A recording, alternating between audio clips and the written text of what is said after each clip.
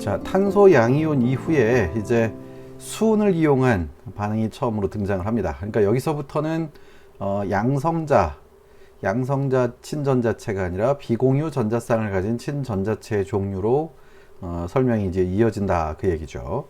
그래서 첫 번째로 보시면 옥시머큐레이션 이렇게 되어 있고요. 수은이가 양이온을 이용한 물을 집어넣는 반응, 그걸 갖다가 수화 반응이라고 부르게 됩니다. 그냥 수화 반응 그러면 대부분 이제 물 분자가 이렇게 용매로 둘러싸는 그런 현상이라고 생각하시는 분들도 종종 있는데, 그렇게 생각하지 마시고 반응이라는 게 뒤에 붙어 있으면 이거는 전부 다 물 분자가 가서 결합을 하게 되는 완전히 새로운 화학 결합을 형성하는 그런 반응을 전부 수화 반응이라고 하겠죠. 자, 이때 여기서 주로 수은 HgOAC2 시약을 이용한다 이렇게 되는데요. 꼭 요 뒤에 있는 OAC 요거는 신경을 크게 안 쓰셔도 되겠고요. 앞으로 보시게 되면 이런 것도 많이 보시게 될 거예요.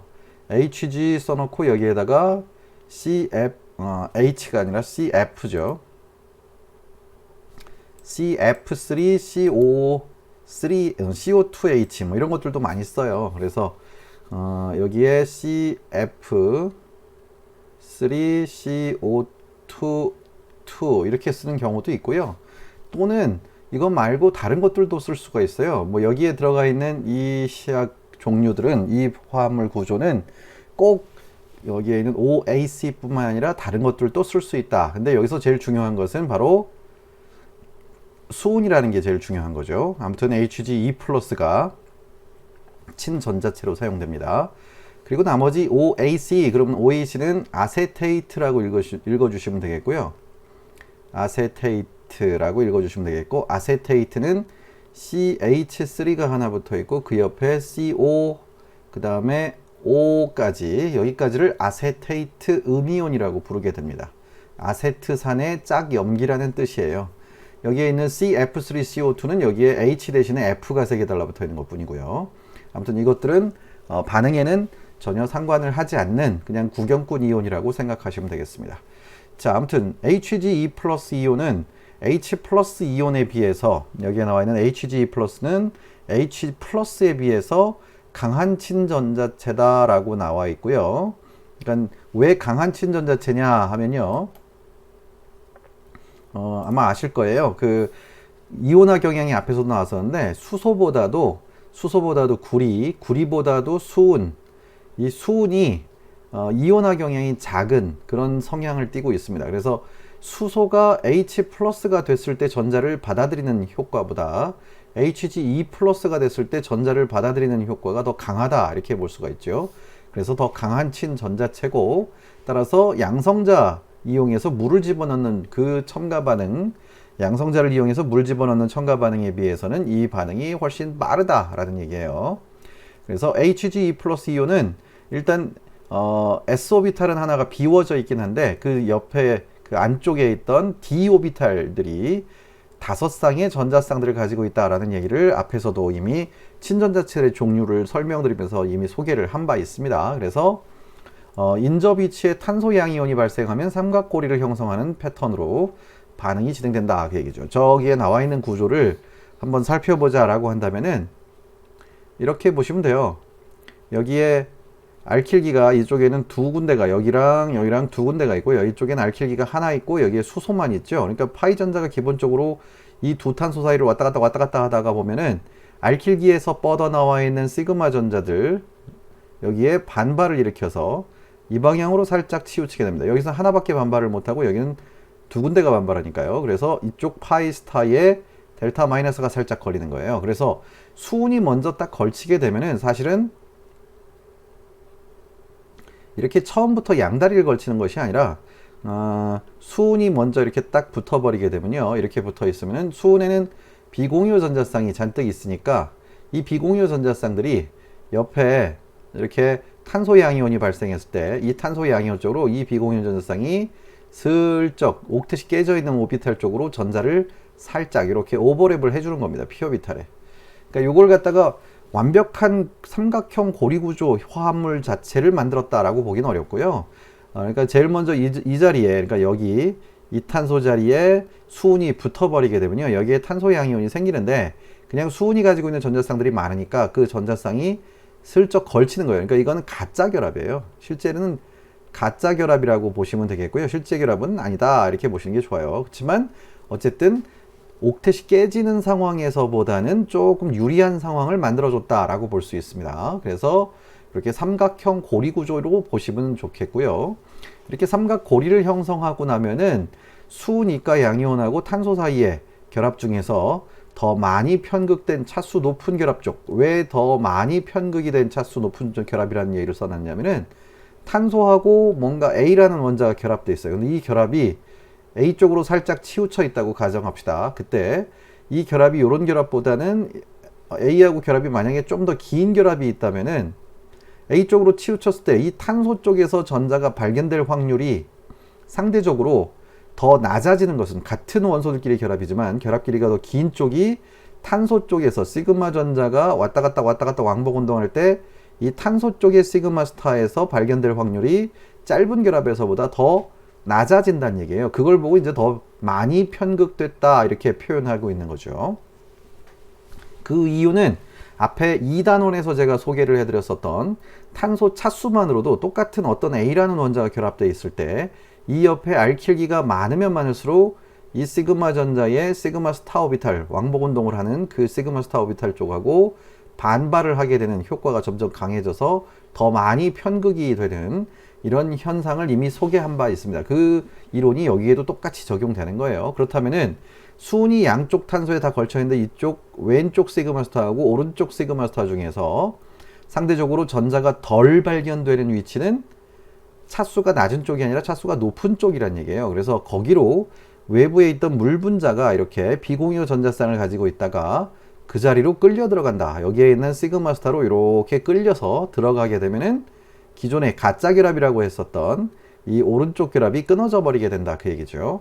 이렇게 끊어져 나오게 돼서 수은하고 물이 정반대 방향으로 하나는 위쪽으로 하나는 아래쪽으로 결합되어 있는 이런 스타일의 생성물을 얻어내게 된다라고 볼 수 있습니다. 그런 다음에 물은 앞에서 설명드린 것처럼 양전하를 띠게 되는 순간 H 플러스가 탈양성자화돼서 떨어져 버리게 되면 이렇게 OH, 한쪽에는 OH가 한쪽에는 수은이 붙어 있는 이런 구조를 형성하게 되는데요.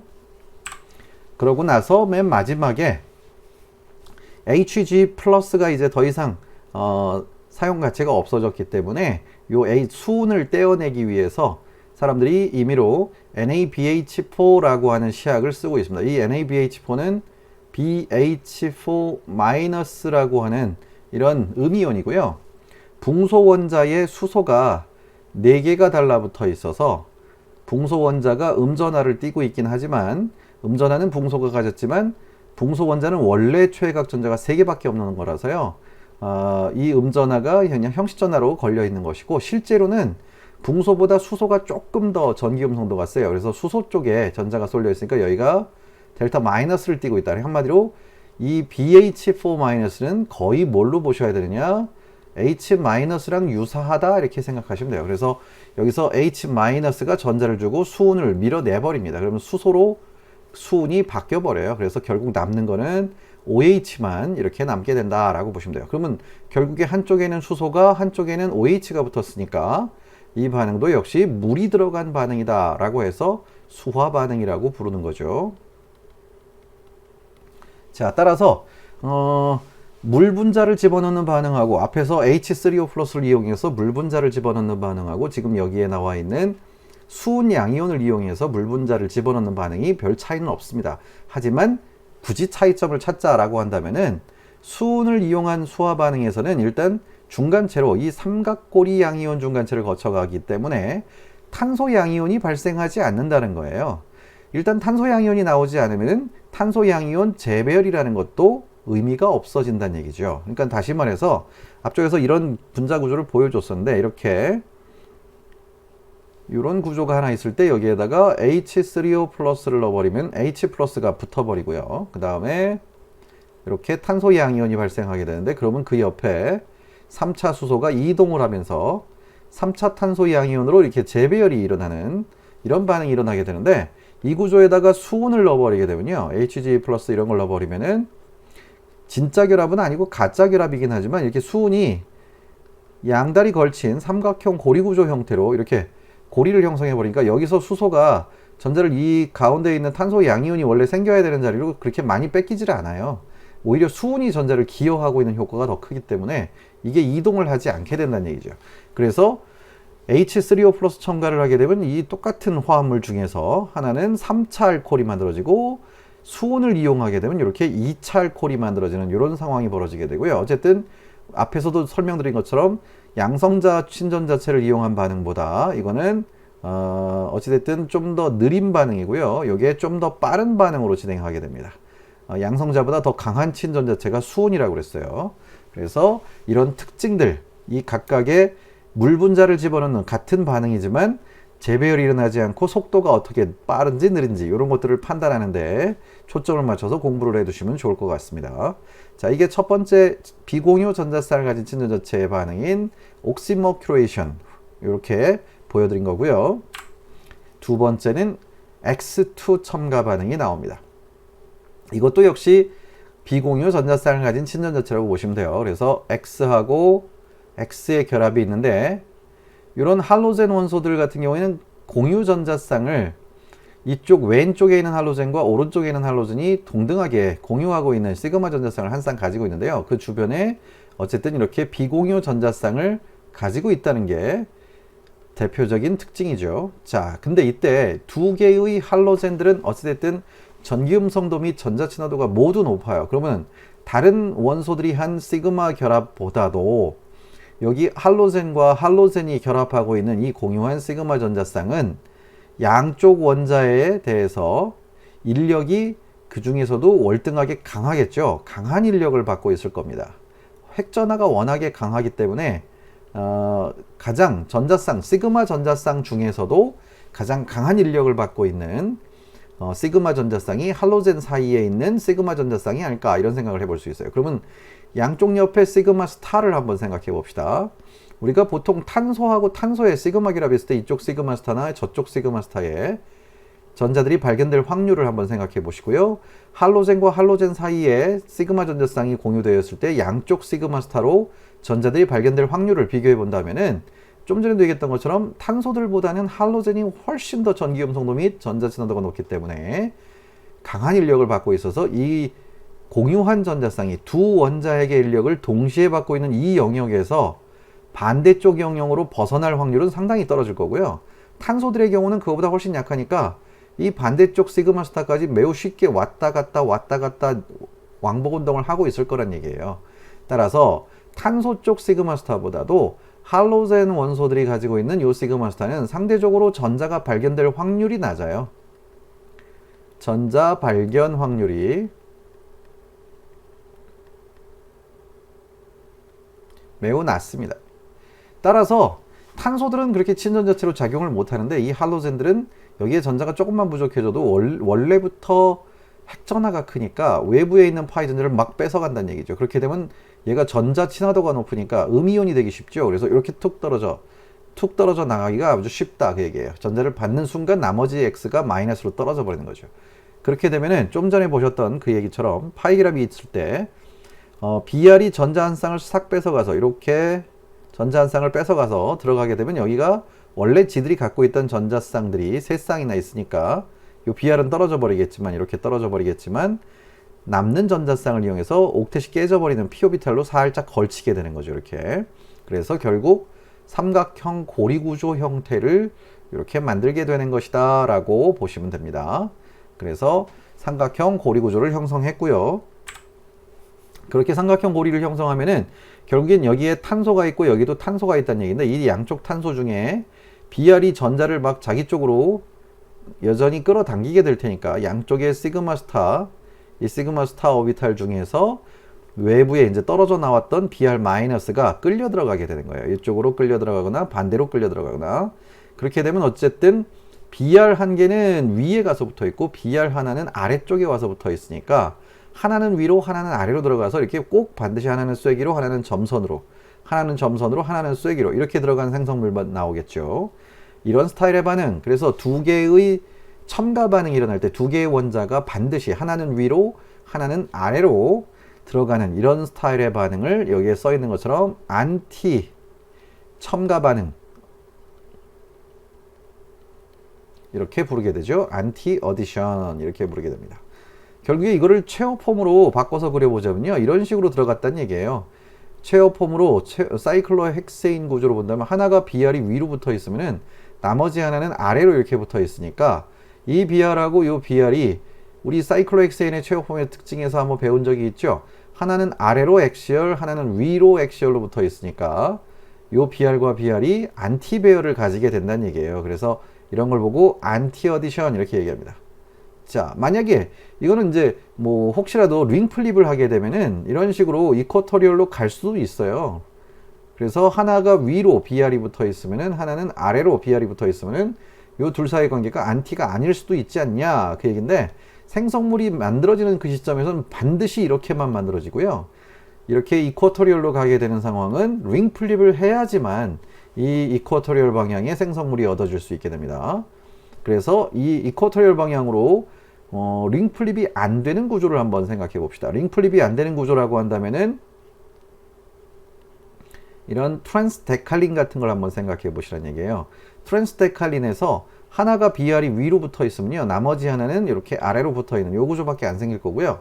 트랜스데칼린의 특징은 링 플립 자체가 불가능한 구조라서 항상 언제나 안티 어디션을 하게 되면 두 첨가된 치환기들이 무조건 엑시얼 방향에만 놓여 있는 생성물만 얻어지지, 이쿼토리얼 방향으로 쐐기점선 이렇게 배열되어 있는 구조는 절대로 나오지 않는다는 얘기예요.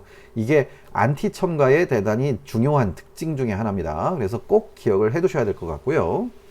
그래서 사슬 구조에서는 항상 RS 배열이 특정 배열의 조합으로만 생성된다 이렇게 나와 있는데요. 그러니까 이런 구조를 한번 생각해 보시자는 얘기예요. 보시면은 트랜스 입체 배열을 가지고 있는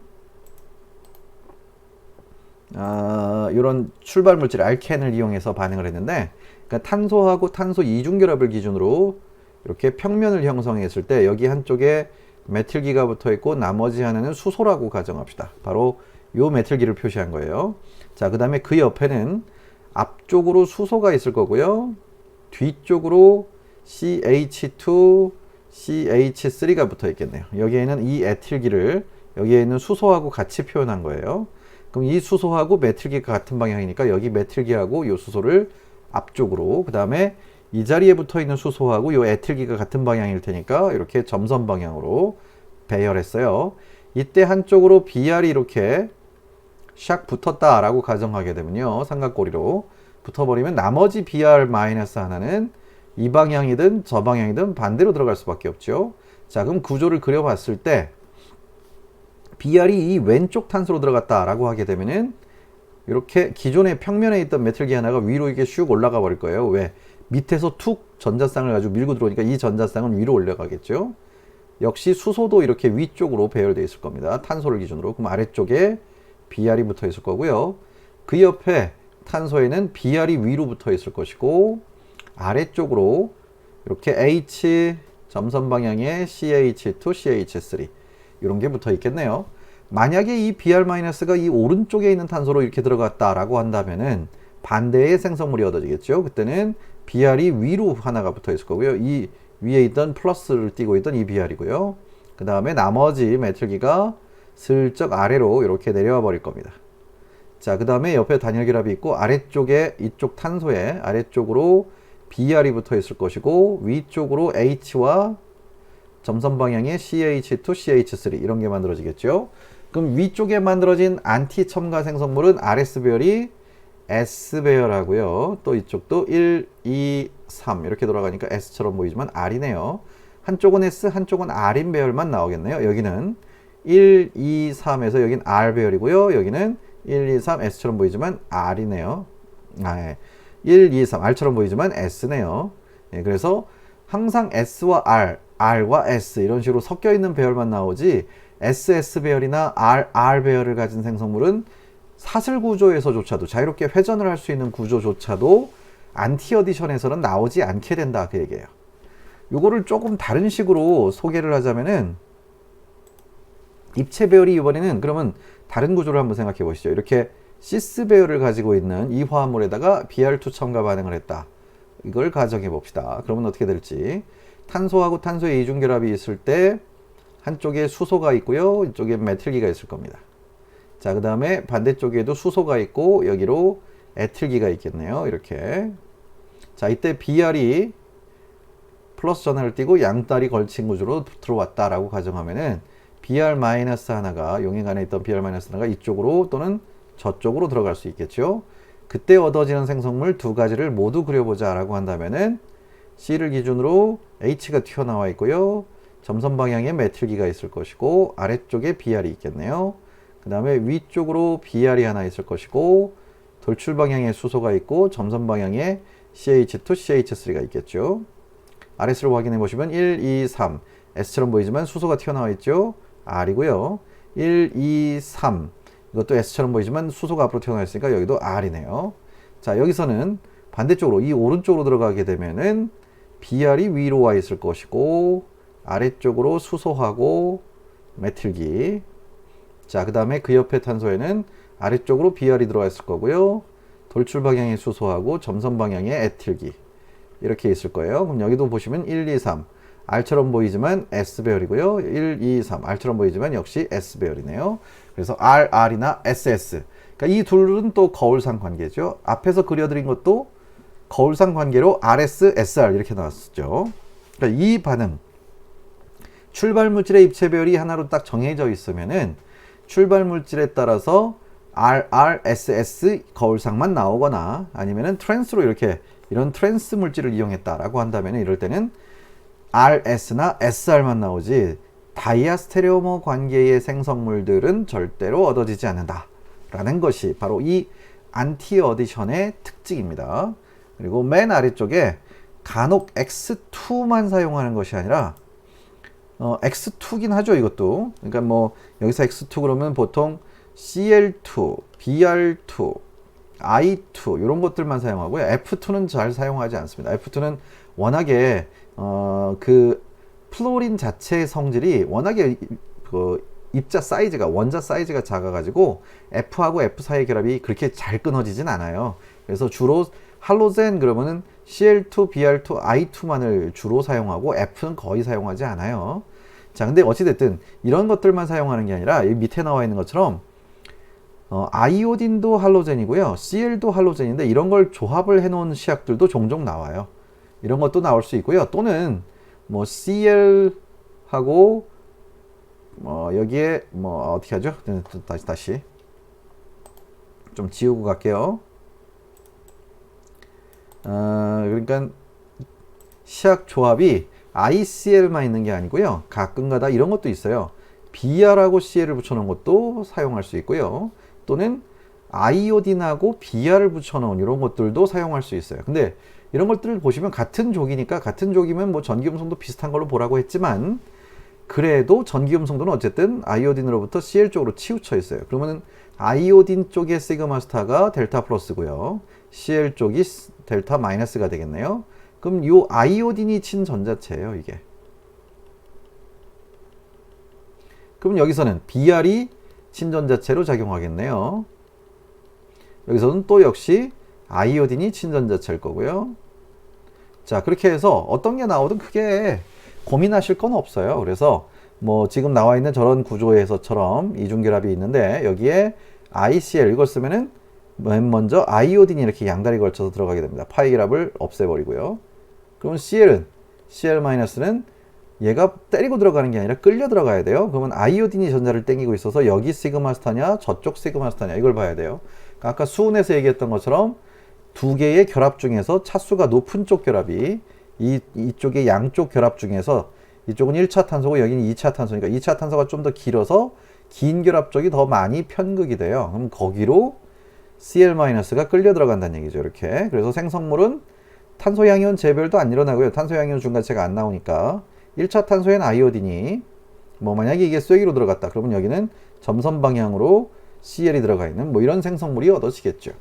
이런 식으로 만약에 BrCl 이런 걸 썼다 그럼 여기가 Br이 되고요. 이쪽이 Cl 뭐 별로 그렇게 복잡한 건 아닙니다. 그래서 X2 첨가까지 이렇게 정리를 해 두시면은 뭐 웬만한 반응들은 여기에 다 맞춰서 똑같이 생각하시면 되는 겁니다.